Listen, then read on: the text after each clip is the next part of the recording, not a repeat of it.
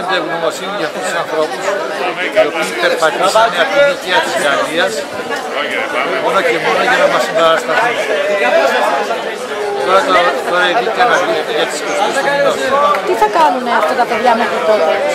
Έχουν κάπου να μείνουν?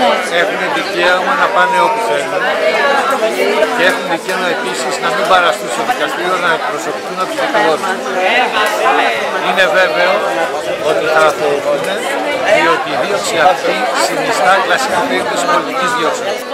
Είναι πάγια τακτική της αστυνομίας όταν συλλαμβάνει ανθρώπους σε διαδηλώσεις, διαμαρτυρίες να μην παρουσιάζονται οι μάρτυρες αστυνομικοί.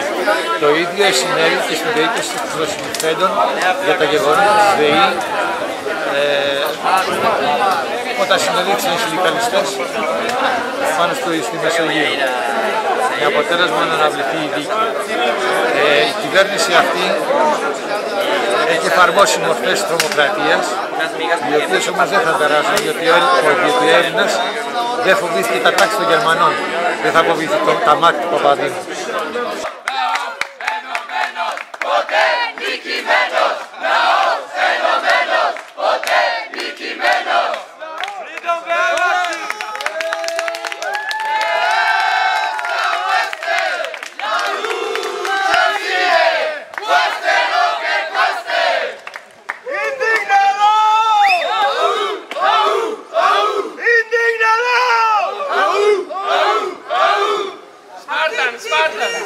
Πληρώνουμε αυτοί!